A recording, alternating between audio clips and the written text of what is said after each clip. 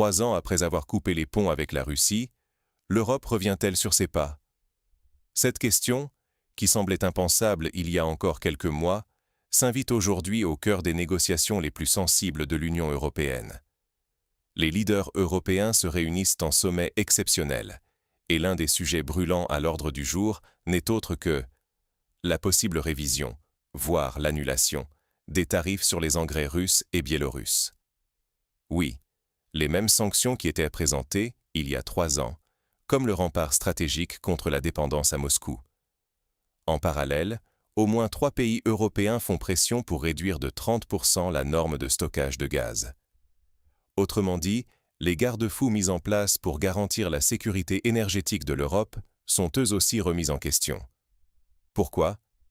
Parce que derrière les discours officiels sur la résilience et l'autonomie, la réalité du marché et les imprévus géopolitiques frappent de plein fouet. Et la situation s'aggrave. Le détroit d'Ormuz, ce couloir étroit entre l'Iran et Oman par où transite près de 20% du commerce mondial de pétrole et de gaz naturel liquéfié, vient d'être fermé suite à une escalade militaire. Résultat? L'approvisionnement alternatif, censé sécuriser l'Europe contre la coupure des ressources russes, s'effondre du jour au lendemain. Comment, en 3 ans, l'Europe est-elle passée d'une doctrine de fermeté, multipliant les déclarations d'indépendance et les grands plans de diversification, à ce moment de vérité où l'on reparle, en urgence, de lever ses propres sanctions? Ce n'est pas qu'une question technique ou un simple ajustement politique, c'est la crédibilité même de la stratégie européenne qui vacille. Si l'accès aux engrais reste limité, la baisse des rendements agricoles est inévitable, selon les propres mots du ministre hongrois de l'Agriculture, et cela se traduira par une flambée des prix alimentaires.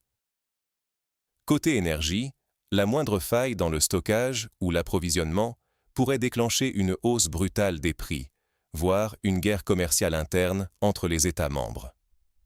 Aujourd'hui, l'Europe joue gros. Le coût de la vie, la disponibilité des produits essentiels, la stabilité des prix de l'énergie et la cohésion politique du continent sont en jeu. Alors, comment en est-on arrivé là? Pour comprendre cette situation explosive, il faut remonter à la naissance de la stratégie d'indépendance européenne et décortiquer étape par étape ce qui a mené à ce dilemme. Replongeons 3 ans en arrière. Tout a commencé par une certitude. Il fallait rompre avec la Russie, coûte que coûte. Dans les premiers mois du conflit en Ukraine, une conviction s'impose à Bruxelles. Dépendre du gaz russe ou des engrais biélorusses et russes, c'est une erreur stratégique, un levier de chantage qu'il faut neutraliser sans compromis. Ursula von der Leyen l'a dit clairement, un retour aux importations russes, c'est exclu. Pour l'Europe, il s'agit désormais d'affirmer son autonomie, de ne plus jamais être à la merci des caprices de Moscou. Dès lors, une politique de sanctions s'organise. Les droits de douane sur les engrais russes et biélorusses s'alourdissent, étape par étape. D'abord, on rend leurs produits plus chers, puis, petit à petit, on restreint leur accès au marché pour finir par les rendre quasiment inaccessibles. Sur le papier, la logique est simple. Assécher les revenus de la Russie et de son allié, exercer une pression économique qui les oblige à changer de cap. Mais derrière le discours officiel se joue une histoire bien plus complexe. Dans le même temps, Bruxelles multiplie les déclarations d'indépendance énergétique. On promet que l'Europe saura s'adapter, que la sécurité énergétique et alimentaire sera assurée, que tout le monde va s'en sortir. Des alternatives? Bien sûr, nous en avons. Les responsables européens signent des contrats massifs de gaz naturel liquéfié avec le Qatar, les États-Unis, la Norvège. On construit à toute vitesse des terminaux flottants pour accueillir ce gaz venu d'ailleurs. On annonce des investissements records dans les infrastructures, de la mer du Nord à la Méditerranée. Le narratif dominant est celui de la résilience et de la diversification. On vante l'indépendance, l'agilité, la capacité des industriels et des agriculteurs à trouver d'autres sources, d'autres solutions. Pour les engrais? Pas de panique, le Maroc, la Norvège, le Canada relèveront le défi, ce sont déjà de grands producteurs. Pour le gaz? La transition sera coûteuse mais temporaire. Les consommateurs s'adapteront, les entreprises aussi. Les difficultés du moment sont vues comme le prix à payer pour la liberté future. Au final, Tout cela s'appelle diversification, autonomie stratégique, souveraineté européenne. Mais ce beau discours repose sur une hypothèse clé. Le marché, la géopolitique, la physique des réseaux énergétiques. Tout cela finira par s'aligner sur la volonté politique de Bruxelles. Il suffit d'en décider et le reste suivra. Ceux qui osent poser des questions, pointer les risques agricoles, la fragilité des chaînes d'approvisionnement ou les surcoûts pour les consommateurs, reçoivent toujours la même réponse. La situation est sous contrôle, l'économie s'adaptera, les effets ne seront que temporaires. À ce moment-là, peu écoutent les agriculteurs qui alertent. On leur répond que tout est prévu, que le marché européen est assez diversifié, qu'il n'y a aucune raison de s'inquiéter. Seuls quelques ministres, comme celui de l'agriculture hongrois, envoient des signaux d'alarme à Bruxelles. Il écrit noir sur blanc. Limiter l'accès à des engrais abordables mènera inévitablement à la baisse des rendements et à la hausse des prix alimentaires. Inévitablement. Mais à Bruxelles, le dossier est traité comme un problème technique, pas comme un enjeu vital. En parallèle du bras de fer sur les engrais, la bataille pour le gaz prend une dimension encore plus vaste. Pendant des décennies, le gaz naturel russe a chauffé les foyers européens et alimenté ces usines à un coût imbattable. Couper ce lien, c'est un saut dans l'inconnu. Mais la Commission européenne mise tout sur la rapidité et l'ampleur des alternatives. Multiplier les contrats de GNL, accélérer la construction de terminaux, investir des milliards dans de nouveaux réseaux. L'idée est limpide. Plus il y a de sources d'approvisionnement, moins l'Europe est vulnérable. En quelques mois à peine, de nouveaux terminaux de regazéification émergent sur tout le littoral européen, des Pays-Bas à la Grèce, de l'Allemagne à l'Italie. Chaque pays y va de sa stratégie, mais tous partagent la même ambition, prouver que l'Europe peut s'affranchir de ses anciennes dépendances. On déploie d'énormes moyens, on communique avec assurance, on célèbre chaque nouvelle étape comme une victoire de la souveraineté. Pour Bruxelles, c'est aussi une question de crédibilité, économique et politique. Si cette stratégie échoue, la réputation de l'Union européenne en tant qu'acteur stratégique, capable de protéger ses citoyens et ses entreprises, s'effondre.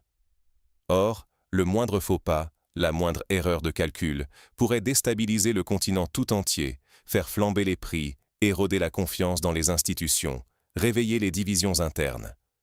Jamais, depuis des décennies, autant n'a reposé sur la capacité de l'Europe à mener à bien sa promesse d'indépendance. Mais que se passe-t-il lorsque les hypothèses politiques se heurtent à la réalité du marché et de la géopolitique? Le système craque sur deux fronts, et les solutions ne sont plus suffisantes. Commençons par la première fissure, les engrais. On en parle rarement aux infos, pourtant c'est un pilier invisible de notre sécurité alimentaire. Depuis 2 ans, la Hongrie le répète haut et fort à Bruxelles. Il faut lever les tarifs sur les engrais russes, sinon, le rendement agricole va chuter et les prix des aliments vont exploser. Ce n'est pas de la politique fiction, ni un caprice isolé. Les productions européennes reposent massivement sur ces engrais, particulièrement azotés, dont la Russie et la Biélorussie étaient jusqu'ici de grands fournisseurs. Quand ces flux se sont taris, les solutions de rechange, de l'Algérie au Maroc, n'ont tout simplement pas suffi à compenser. Résultat, hausse des coûts de production, baisse de compétitivité, tension sur les rendements. Le spectre d'une inflation alimentaire persistante plane désormais sur l'Europe. Pour les familles, cela se traduit par un ticket de caisse qui ne cesse de grimper. Posez-vous la question. Combien coûtait votre panier de produits de base il y a 3 ans et combien aujourd'hui? Ce n'est plus une différence ponctuelle, c'est une nouvelle réalité. Et la Hongrie n'est pas la seule à tirer la sonnette d'alarme. Plusieurs pays, inquiets, pressent l'Union de revoir sa stratégie sur le stockage de gaz. Là aussi, on touche à une ligne de fracture majeure, car le gaz, c'est la chaleur dans les maisons, l'électricité, mais aussi la base de toute l'industrie européenne. Officiellement, le plan européen repose sur des réserves bien remplies et une diversification des fournisseurs, grâce notamment au GNL, le gaz naturel liquéfié. Mais dans la pratique, la tension monte. Imaginez, si tout le continent décide, en même temps, de faire le plein des réserves en prévision d'un hiver difficile, c'est la ruée. les prix grimpent en flèche et au lieu d'une mutualisation, on se retrouve avec une guerre des prix entre alliés. C'est chacun pour soi, au risque de fractures internes au sein de l'UE. Ceux qui ont les moyens achètent, les autres restent à la traîne. La solidarité européenne, si vantée ces dernières années, se fissure au premier choc sérieux. Mais ce n'est que la surface du problème.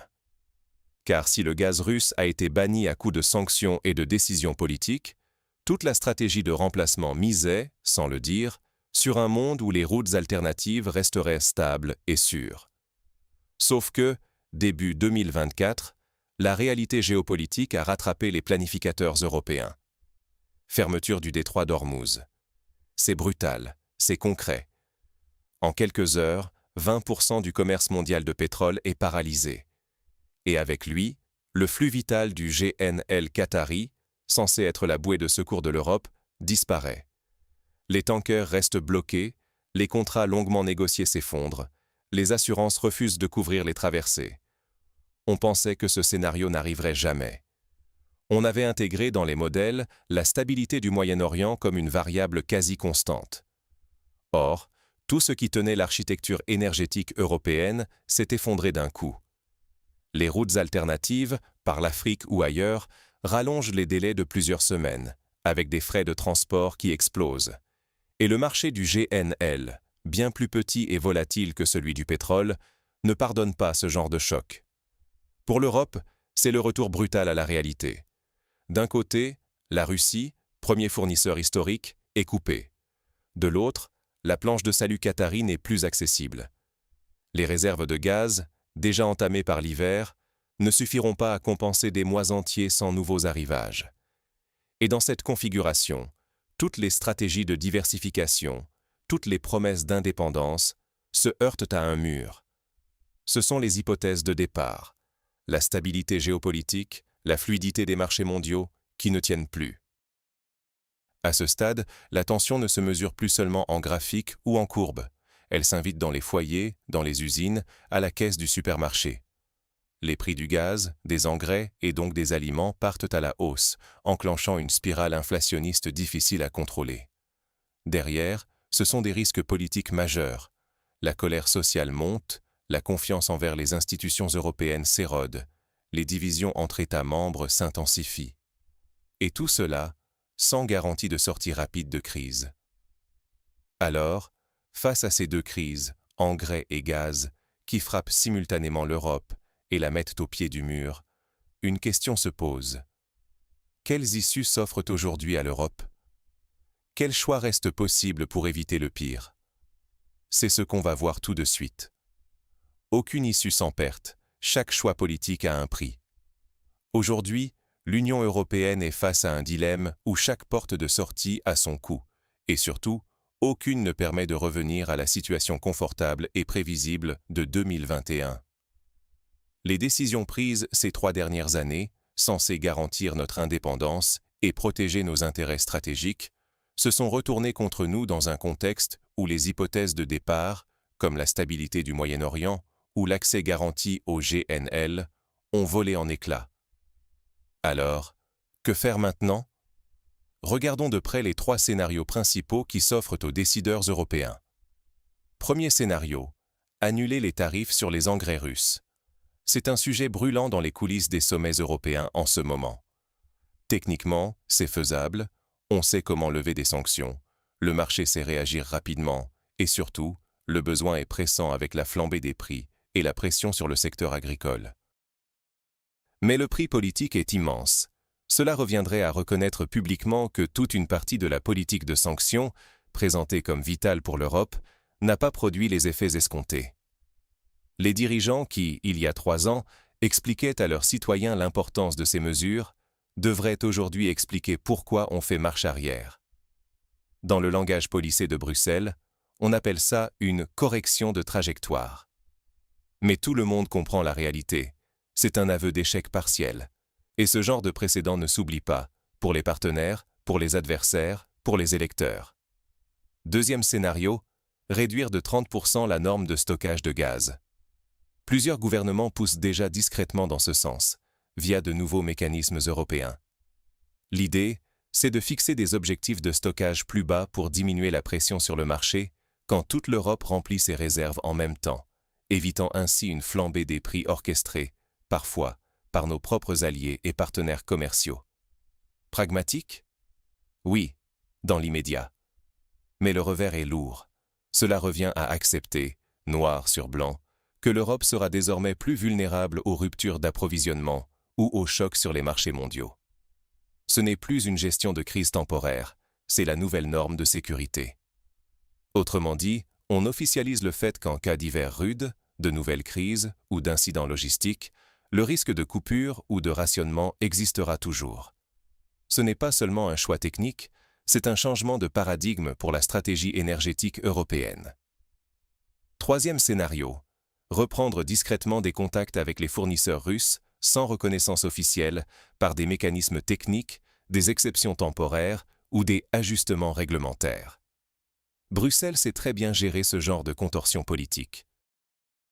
Il ne s'agirait pas d'un grand virage affiché, mais d'une série de petites mesures qui, mises bout à bout, permettent de faire revenir du gaz ou des engrais russes sur le marché européen sans jamais l'admettre publiquement. Pour l'opinion, rien ne change en façade. Pour le marché, tout change en coulisses. Mais là encore, le risque est grand. Si cela venait à être révélé, ce serait une perte de crédibilité pour l'UE, accusée d'hypocrisie, et une aubaine pour Moscou qui pourrait monnayer chaque concession.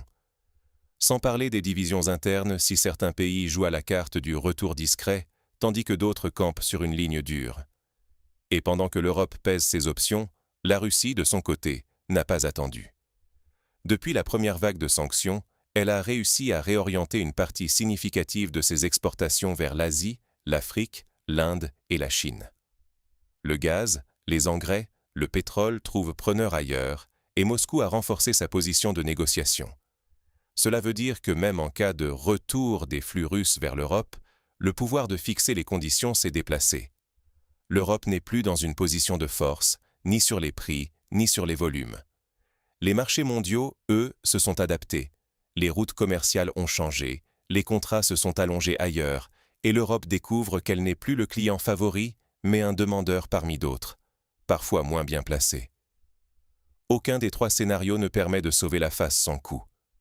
Annuler les tarifs, c'est perdre en crédibilité politique. Accepter moins de réserves, c'est sacrifier la sécurité pour calmer les marchés. Reprendre contact discrètement, c'est risquer la division interne et la perte de confiance. Et il n'existe pas de quatrième option miracle. Chaque sortie crée un précédent qui pèsera sur les prochaines négociations, affaiblit la position stratégique de l'Europe ou expose les citoyens à de nouvelles hausses des prix, à des risques de pénurie, voire à la tentation de solutions nationales, au détriment de la cohésion européenne. Plus grave encore, cette situation est désormais publique. Les discussions de ces mesures ne se tiennent plus à huis clos entre experts, mais s'étalent dans les médias, sont débattues au Parlement, analysées par les marchés. La perception d'une Europe divisée, hésitante, affaiblie, alimente la défiance et fragilise l'autorité de ses institutions. Pour le citoyen, cela se traduit par des factures énergétiques plus lourdes, une incertitude permanente sur la sécurité alimentaire et une perte de confiance envers la capacité de l'Europe à défendre ses intérêts. L'Europe doit choisir: perdre la face, perdre de la sécurité ou perdre la main sur sa propre politique énergétique et alimentaire. Ce n'est plus un débat abstrait d'experts, c'est un choix concret qui impacte la vie quotidienne de millions de personnes. Et, dans cette équation, le temps ne joue pas en faveur de Bruxelles. Alors, quelles leçons politiques et économiques tirer de cette crise profonde? C'est ce que nous allons voir dans la prochaine partie. Derrière les mots, la réalité des marchés finit toujours par s'imposer. Peu importe la manière dont on présente une décision politique, le verdict des faits ne tarde jamais à tomber. C'est ce choc entre intention et résultat que vit aujourd'hui l'Union européenne. Ce n'est pas que les dirigeants aient manqué de volonté. La stratégie d'indépendance énergétique et d'autonomie en ressources de l'UE reposait sur un pari: que le monde resterait suffisamment stable et que d'autres fournisseurs prendraient le relais des importations russes et biélorusses. Or, ce sont justement ces hypothèses qui ont été pulvérisées, révélant les failles profondes d'un raisonnement trop optimiste. Sur le terrain, ce ne sont pas des concepts abstraits. Ce sont les agriculteurs qui voient grimper le prix des engrais, les industries qui jonglent avec la flambée des coûts énergétiques, et chaque citoyen qui découvre une facture d'électricité ou de gaz toujours plus salée, ou qui regarde le prix du pain grimper au supermarché. Pourtant, dans les couloirs de Bruxelles, l'arbitrage reste politique. Les choix techniques proposés, baisser les stocks obligatoires de gaz, assouplir discrètement les tarifs sur les engrais russes, multiplier les exceptions temporaires, ne sont en réalité que des manières de repousser les vrais débats. Ce sont des solutions politiques maquillées en réponses pragmatiques, mais qui laissent intactes les faiblesses structurelles. Pourquoi est-ce important pour nous tous? Parce que la prochaine crise ne sera pas semblable à celle-ci. Elle sera inédite, avec ses propres imprévus. Si l'Europe s'entête à ignorer les signaux d'alerte venus du terrain, si elle continue de voir toute décision comme un calcul d'image ou d'équilibre interne, elle s'expose à payer bien plus cher la prochaine fois. Les marchés, eux, ne font pas de cadeaux. Ils redistribuent, ils réajustent, ils sanctionnent sans état d'âme. Ce qui était disponible en abondance hier, gaz, engrais, ne l'est plus forcément aujourd'hui. L'Europe s'en rend compte trop tard, alors que d'autres acteurs, comme la Russie, ont déjà déplacé leurs flux vers l'Asie, l'Afrique ou l'Amérique latine. Le marché mondial ne laisse aucune place au vide. Les ressources simplement changent de destination, et Bruxelles doit maintenant négocier avec un rapport de force bien moins favorable. À partir de cette expérience, la leçon est cruciale. La résilience ne s'improvise pas. Elle se construit par l'anticipation, la diversité réelle des sources, et surtout par la transparence et l'humilité dans la prise de décision. Faire face à une crise, ce n'est pas seulement tenir bon sur la ligne officielle, mais savoir reconnaître ses erreurs, ajuster ses hypothèses, et agir vite quand la réalité change. Ignorer cela, c'est condamner l'Europe à revivre les mêmes impasses, encore et encore, au prix d'une confiance publique fragile et d'une cohésion interne menacée. À l'heure du sommet, l'Union européenne doit choisir, reconnaître publiquement ses erreurs et adapter ses stratégies, ou continuer d'avancer en silence, en espérant que personne ne remarquera les fissures. Mais, cette fois, le coût du silence pourrait bien être plus élevé que celui de l'aveu. Ce qui se joue aujourd'hui décidera du prix de votre pain demain. On pourrait croire que tout cela ne concerne que des hauts fonctionnaires et des réunions à huis clos. Mais en réalité, c'est votre facture d'électricité, le coût des produits alimentaires, la stabilité de votre emploi qui sont en jeu. Le choix de l'Union européenne de courir après l'indépendance énergétique, sans filet et sur la base d'hypothèses jamais testées, nous a menés là où nous sommes. Et le plus frappant, c'est que ce ne sont pas des erreurs de stratégie ou de vision. Ce sont des paris basés sur la confiance dans un monde qui a changé plus vite que les décideurs ne pouvaient l'imaginer. Rappelez-vous, il y a 3 ans, revenir à des importations russes ou biélorusses, c'était qualifié de faute stratégique majeure. Aujourd'hui, dans les couloirs du sommet, la réouverture de ces robinets est discutée, mais avec d'autres mots, sous couvert de questions techniques. Officiellement, il n'est pas question de reconnaître l'échec. On ajuste, on module, on met en place des dérogations exceptionnelles. On évite de prononcer le mot « retour en arrière », mais les faits sont têtus. Les réalités du marché ne pardonnent ni l'aveuglement, ni les demi-mesures. Parce qu'au fond, ce ne sont pas les idées qui manquent à l'Europe, mais la capacité à remettre en question ses propres certitudes. La vraie faille, ce n'est pas dans la volonté politique, mais dans la solidité des hypothèses de départ. Croire que le Moyen-Orient resterait stable, parier sur la disponibilité infinie du gaz naturel liquéfié et des engrais alternatifs. Ces 2 piliers se sont effondrés dans la même semaine. Résultat, l'Europe se retrouve à la table des négociations, non plus en position de force, mais en état d'urgence, contrainte d'accepter des conditions bien moins favorables que jadis. À chaque fois qu'elle s'est éloignée du dialogue, le prix à payer lors du retour s'est alourdi. C'est la logique du marché. Celui qui a des ressources et du temps impose ses règles à celui qui a une urgence à régler. Aujourd'hui, la question n'est plus de savoir si l'Europe peut s'en sortir sans compromis, mais à quel prix et avec quelles conséquences pour ses citoyens. Continuer à avancer à tâtons, sans reconnaître publiquement les erreurs, c'est créer un précédent dangereux. Cela mine la confiance dans les institutions, fragilise la cohésion interne et expose chacun d'entre nous à des hausses de prix imprévisibles. Le coût de l'aveuglement, ce n'est pas Bruxelles qui le paiera, mais tous les Européens dans leur quotidien. Alors, devant ce dilemme, que va choisir l'Europe? La transparence douloureuse ou la gestion silencieuse et technocratique des reculs? Dites-moi ce que vous en pensez en commentaire. Si vous appréciez ce type d'analyse, factuelle, argumentée et sans bruit inutile, abonnez-vous. Le prochain épisode est déjà en préparation.